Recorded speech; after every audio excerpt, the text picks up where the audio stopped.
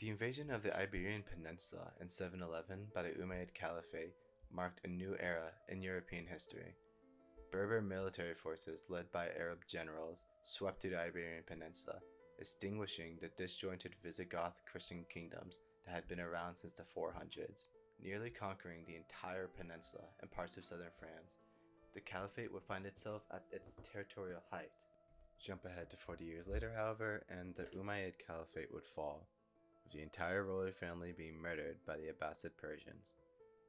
The entire family but one. Abd al-Rahman survived his family's gruesome fate in Damascus and managed to flee to the farthest reaches of the Islamic world, out west to a backwater peninsula known as Al-Andalus. Abd al-Rahman would arrive in 755 and upon his arrival establish an independent Umayyad emirate centered from Cordoba. Conveniently named Emirate of Cordoba, al-Rahman sought to establish a worthy successor to the Umayyads in Andalus, and to do this he knew he needed two things. One, bolster the economy of Andalus, and two, get the cooperation of the people. One is simple enough. New agricultural technologies from Syria would increase productivity, the connection of cities and the improvement of infrastructure would open up old trade routes. Acquiring the cooperation of the people to build a prosperous and stable state would prove the most challenging aspect. By this point in time, Andalus was vastly multi-ethnic, with Berbers, Visigoths, Jews, Christians, Arabs, all inhabiting the peninsula, and the Arab-Muslim ruling class that al-Rahman was a part of was a tiny minority within the peninsula. Yet under his rule, Andalus would experience prosperity, economically and culturally, due to something almost entirely unique at its time that al-Rahman had implemented, and that his successors were carried on: religious toleration. Rather than persecute non-Muslim communities, al-Rahman instead sought to incorporate them into his domain and promote inclusivity. As a result of this, many of the ethnic groups previously mentioned quickly became Arabized, more specifically Jews and Christians, who were referred to as Muladi and Mozarab respectively, who adopted Arabic as a lingua franca of the coming centuries. The core piece of legislation that allowed this to happen did not come from Andalus proper. Rather, it was inherited from the Umayyads and their institutions that al-Rahman sought to upkeep within the Emirates. The Pact of Umar, a pact originating from 637 after Umayyad conquest of Christian Syria and Palestine, would govern the relationships between Muslims and other Abrahamic religions. Rather than labeling Jews and Christians as heretics, the Pact of Umar asserted that they were brothers of the book, and that they were to be dhimmi, protected peoples. Muslims would protect Christians and Jews in exchange for Jewish and Christian subservience to Muslim rule and law. This notion is what enabled Andalus to be a beacon of coexistence and toleration within this time period. And while it is commendable, it is important to note that Christians and Jews that live under Andalusian rule were by all accounts still considered to be second-class citizens, inferior to Muslims. As pointed out by Jane Geber, Jews and Christians were tolerated under the notion that it was toleration of the inferior by the superior, toleration of the servant by the master. By and large, within Andalusian society, there is a hierarchical system that had continued from the Umayyads, in which a person's ethnicity and religion determined their position. The Arabs were at the top, enjoying the most political and economic freedom. Second were the Berber Muslims, people who had came from North Africa and were converted Muslim under early Umayyad rule. Next were people who converted to Islam of other ethnicities, and at the bottom were the other Abrahamic religions. As previously mentioned, Christian and Jews would receive protection in exchange for submission to a detailed set of societal and occupational restrictions and the payment of additional taxes. For example, Christians and Jews were not allowed to display their religious symbols publicly, and they had to pay an extra tax, a jizya, for this protection. For the Christians, this was a drastic decrease in autonomy, who were the prior ruling class under the Visigoths.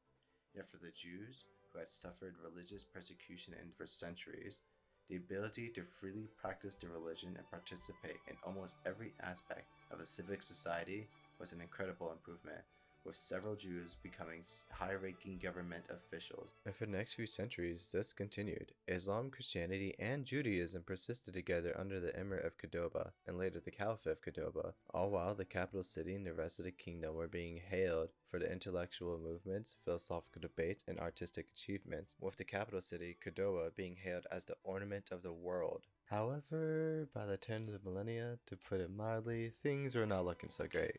A succession crisis, several failed military campaigns into the northern Christian territories, and a sacking of Cordoba by a mercenary Berber army in 1013, Al-Andalus would enter the time of troubles.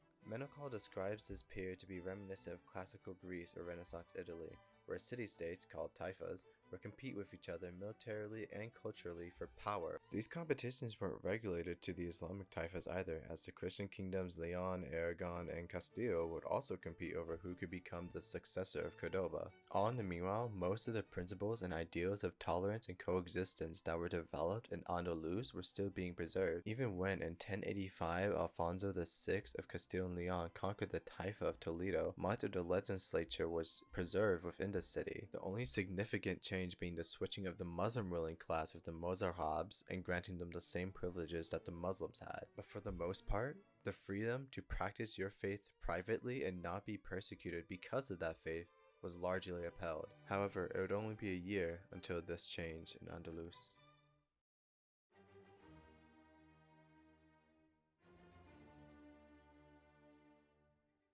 After witnessing the capture of Toledo, one of the more influential taifas, the other Islamic taifas became scared for their independence and started to invite mercenary Berber armies to take care of their military conflicts with the Christian states. The mercenary army did as mercenary armies do, and instead of attacking their contractees' enemies, they instead decided to loot their contractee. And loot they did, leading to the Almoravid Berber Empire from northern Africa to colonize Andalus in 1086. And under this colonization is when the policies of tolerance really began to change. You see, the Almoravids were not too friendly to the tolerant policies that had been in place in Andalus, viewing them as weak, impure, and sometimes downright heretical. And thus, under the Almoravids, the principles and customs of toleration in Andalus were stripped away. Instead, they were replaced with a more puritist interpretation of the Quran, restricting much of the multicultural coexistence that was prevalent up until that point. And under these conditions, many Mozarabs, non-Arabic Christians, Jews, and heck, even some scholarly Muslims who disagreed with the Puritist version of the Almoravids fled to Toledo, ruled by a Christian monarch who upheld the old Cordobian principles and practices that they had grown accustomed to. This migration into the surrounding Christian territories continued, even after the Almoravids had fallen, and replaced with the even stricter authority of the Almohads. And in these Christian territories, so too were the communities of Muslims called Mudahars, who were already present for one reason or another within the Christian kingdom, and were allowed to practice their faith and maintain its laws so long as they claimed subservience to the Christian king, not too dissimilar from the state that Al-Rahman had established not 300 years prior. By this period of time, the extent of pluralism and multicultural relations that was present in Castile, Leon, and Aragon was unprecedented in Western Christian society. And while in the Christian kingdoms, the old Cordoban principles would remain largely in place, the Almohad-controlled regions of Al-Andalus were deprived of these aspects. Instead, what was enforced upon them was a purist Muslim regime, where toleration and pluralist civic society were stringently suppressed. And it is under this regime where we see the climate of the Muslim-Christian enmity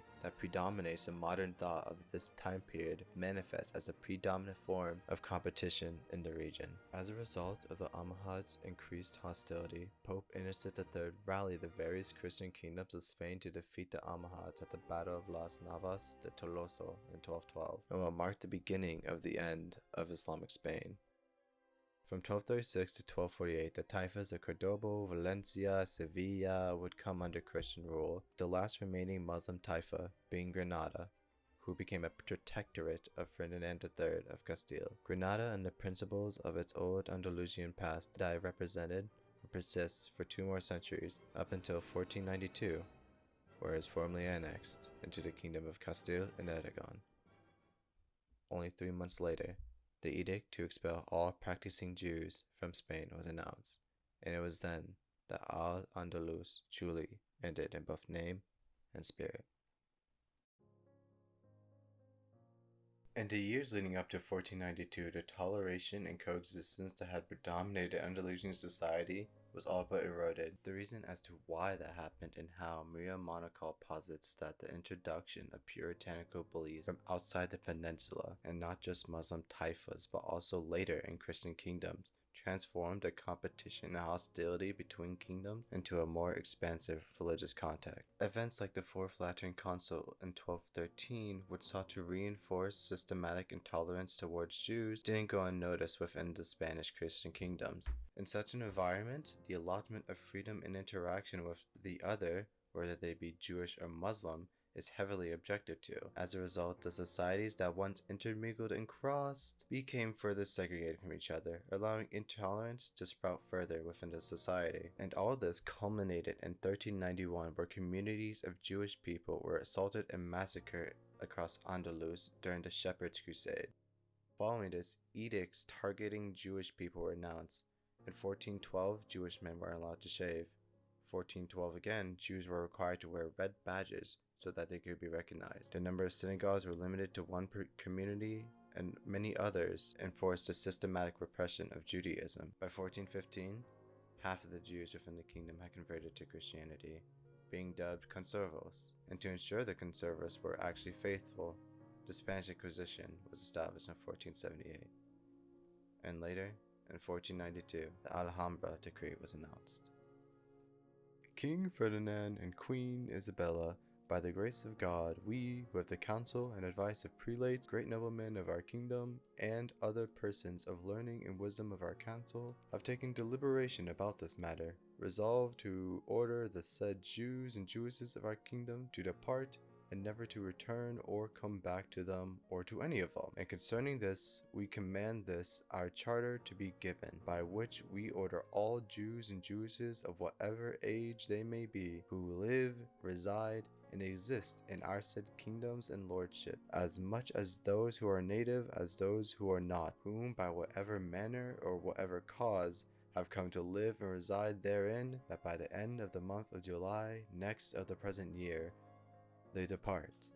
From all of these, our said realms and lordships, along with their sons and daughters, manservants and maidservants, Jewish familiars, those who are great as well as the lesser folk, of whatever age they may be, and they shall not dare to return to these places, nor to reside in them, nor to live in any part of them, neither temporarily on the way to somewhere else, nor in any other manner, under pain that if they do not perform and comply with this command, and thou should be found in our said kingdom and lordships, and should be in any manner live in them, they incur the penalty of death, and the confiscation of all of their possessions by our Chamber of Finance, incurring these penalties by the act itself, without further trial, sentence, or declaration. Shortly after this, in 1502, it was decreed that all Muslims were to either convert, leave, or become slave. And later in 1609, the same Muslims whose ancestors had converted to Christianity were expelled anyways, due to suspicions of bad faith in their conversions. Yet despite all that, it is imperative that we do not forget the good that came from Al-Andalus and the lessons that we can gather from its history. It was once in the far reaches of both Christendom and Ummah, there stood a land that was the breeding ground for innovation, philosophy, cultural exchange, and religious toleration, that showcases to the world the fragility of tolerance and the great heights that can be achieved when enmity is put aside for cooperation. That is the story of Al-Andalus. Thank you for watching.